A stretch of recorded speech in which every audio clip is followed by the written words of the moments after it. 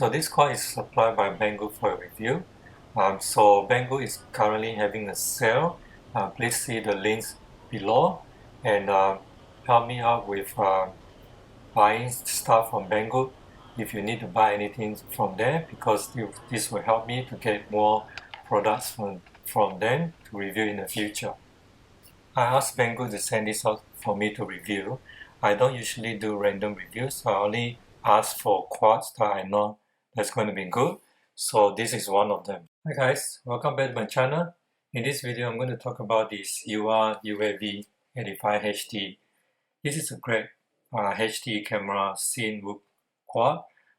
In summary, the pros is that it's a pleasure to fly, the camera is great, it's easy to set up, and the con is just slight physical setup that you need to do to the quad, and it's not very difficult.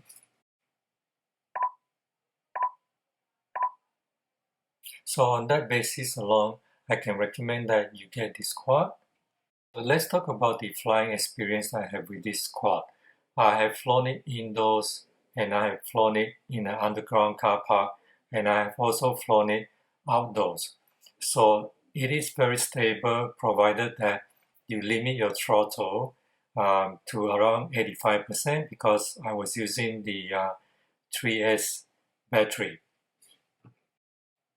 So the reason why I limited my throttle to 85% is because I'm flying in a very limited confined space, so I don't want to overshoot, and which will be very difficult to control in a very confined space. And I also was testing the camera to see how well it was recording.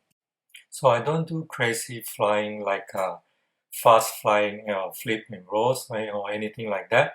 So in terms of just general flying, this is a very pleasurable and very fantastic quad to fly. It's very stable, it's easy to control, and you will not have any problem maneuvering or making turns and stuff like that, and you should fly very easily. Because I don't do crazy flying, so I didn't see any oscillation, and I also didn't see any jello in the video of the recording that I did with the Cadex V2 camera on the quad. So the camera records in Full HD 1080p at 60 frames per second. If you see the footage that I have in this video, you see that internally underground car park and externally the video is fantastic. I've never seen such clear recording before in any of my flights, and this has really opened my eyes. Now that I have very clear recording of my flights, I don't think I'll go back to flying any quads without a HD video recording camera. But I do recognize that not every small micro quad can hold a HD recording camera, so I'm very practical. I'll still be flying a normal whoop style of quad without a HD camera on top of that, but I would prefer in the future that I can fly this type of quad with a Cadex V2 type of camera on the quad. The reason why I say that it opens my eyes is because I find that with this type of recording, it will help you to review your flights and help you to fly better, because you can see more clearly as to the your turns and how smooth it is, so you can actually improve on your flying, and it also gives you great pleasure in looking at the surrounding that you have been flying in. Although it may not be of the high quality and all those edited videos out there of quad flying in freestyle, but it still gives you a lot of pleasure looking at it and just reviewing the flights. So I'm not going to talk about the specification of this quad, because you can read up the specification in the on Banggood website for this listing. The reason why I say that is because, to me, quadcopter is not rocket science. So as long as it is well set up, if you can fly, I don't have any problem with the specification, because really you don't really need to worry about that if you're just doing general flying. So let's look at the physical quad itself. So this quad is well constructed in terms of the frames, the props, and all the components that's protected by the canopy. The only problem that I can see with this physical setup is just the battery holder. I don't really like the battery holder because upon arrival, I can see that there's some stress points on the battery holder. It's going to break sooner or later. So I think that's why they also supply a battery strap in the box, so that if this ever breaks, you can just cut this off and then use the strap to secure a battery to the quad itself. So in terms of the other parts of this quad, the wires are not secure well. It's quite free to move around, so it's better that we secure the wires to the frame. The way that I've done this is I'm using zip ties. Although I know that zip ties adds a bit of weight to the quad, but because the quad itself is quite light already, a few pieces of zip ties will not add on too much weight to the quad itself. So I just secure the wires of the models to the frame itself with 2 zip ties each. And also the receiver antenna is also not well hidden or well secure. It's just hanging at the bottom of the quad when I first received it. So now I've secured that to the front of the frame with a zip tie. And also, every time that you get a quad, you need to make sure that the power cord is secure to the frame itself, because if not, if your battery ever gets ejected from the quad during a crash, then the wire may tear off from the control board. So it's better to secure that to the frame itself. So I have done that. I've secured that to the frame with a zip tie also. So in relation to the VTX, the antenna was loose. It came off during shipping. So, and if you look at the quad itself, if you look at how the antenna is supposed to be attached to the quad, it's bound to fall off sooner or later. So it's better to secure the antenna to the frame itself. So the way I've done this is I connect the antenna to the VTX board, and then I put it through the hole to the side of the quad, and I secure that with a zip tie. And again, the zip tie will only add on a little bit of weight to that. And when you secure the zip tie on that, you just need to cut off the top part of the zip tie. Initially, I used a rubber band to further secure that, but then I decided not to use the rubber band. But you can see in the video that how I put the rubber band on it. You can use that to secure the antenna to the quad if you want to do that. And the zip tie will help to protect the antenna. You will also notice that I have a piece of rubber band around the bottom of the canopy. The reason why I put it there is because I want to protect the exposed parts and also exposed wires on the quad from being pulled out of the quad in the event of a crash. So I think it will help in a lot of situations if you have a rubber band at the bottom of the canopy, like the way that I've done it. And I like that the props are screwed down, because with a quad that is capable of 2S and 3S power, it will always be very powerful, and it should be flown outside. But if you don't have it screwed down, eventually the props will fly off. So it's not very good when you're flying around and then suddenly one of the props fly off and then the quad will just drop from the sky. So the next thing that you need to do is really just to activate the auto record for the Cadex V2 camera, because if you don't do that, it's very difficult to push the button to go do recording every time you turn on the quad. And also if you have it auto on, every time you plug on the battery, it will start recording. And when you unplug the battery, it will stop recording. So far, I found that it's very good every time I do recordings. so I have no problem with doing auto record. So the quad doesn't come with a micro SD card, which you need to have if you want to do any recordings.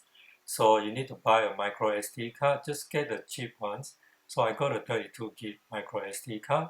So what you need to do is just find the slots on the right hand side in the back and just slot in the SD card.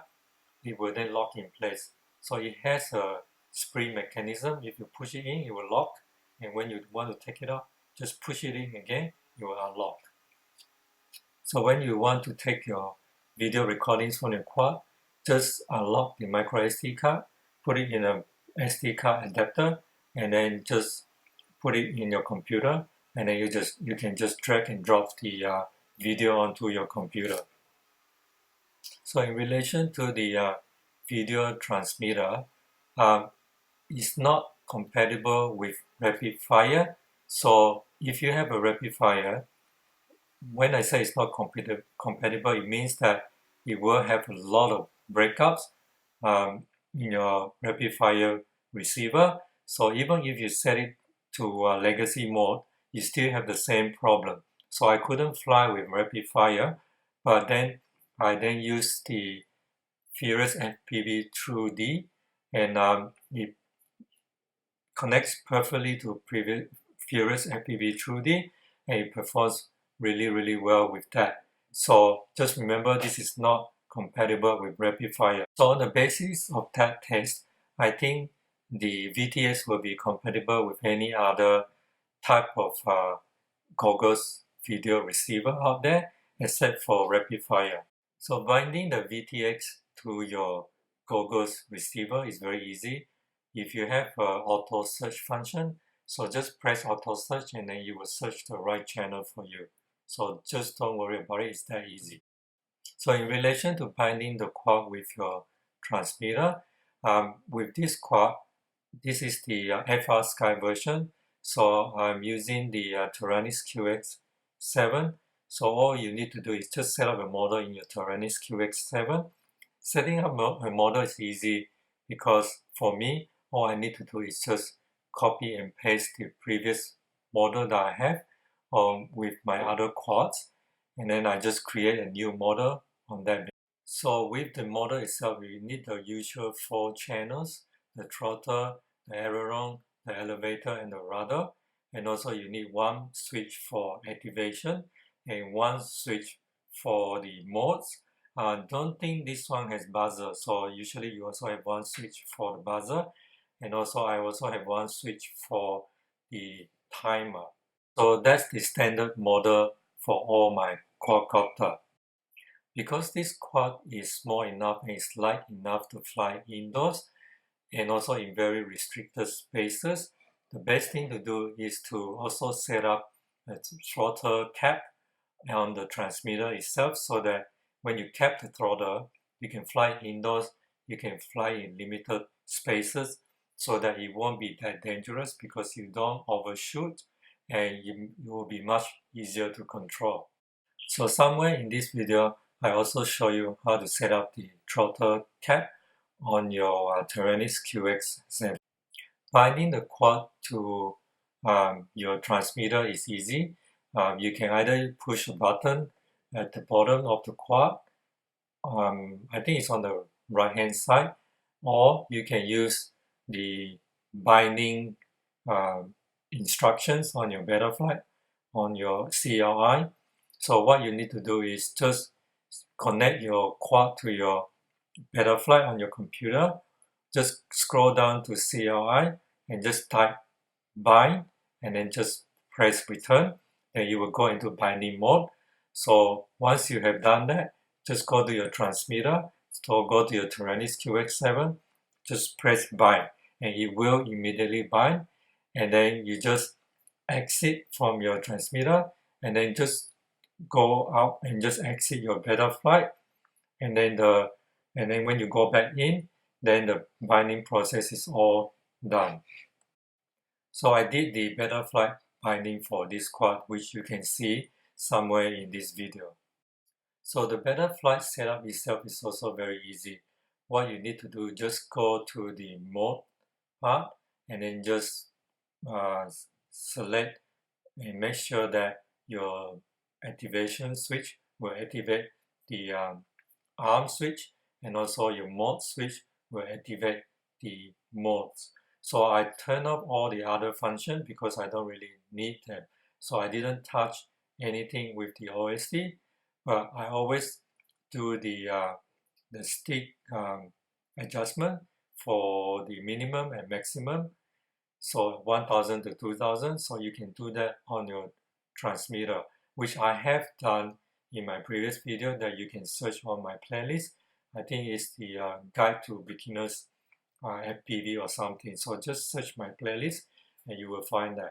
So in relation to batteries, you can use the 3S battery with ST30 connectors, or there is an option to use two 1S battery with the special wire connector that they give you with the quad. So yeah, you can buy either 3S or two 1S battery to make it a 2S battery for your quad. So the 3S battery that comes with the quad fits very nicely to the quad. It fits also very tightly, so you have no problem with that. Even with two 1S battery, that's quite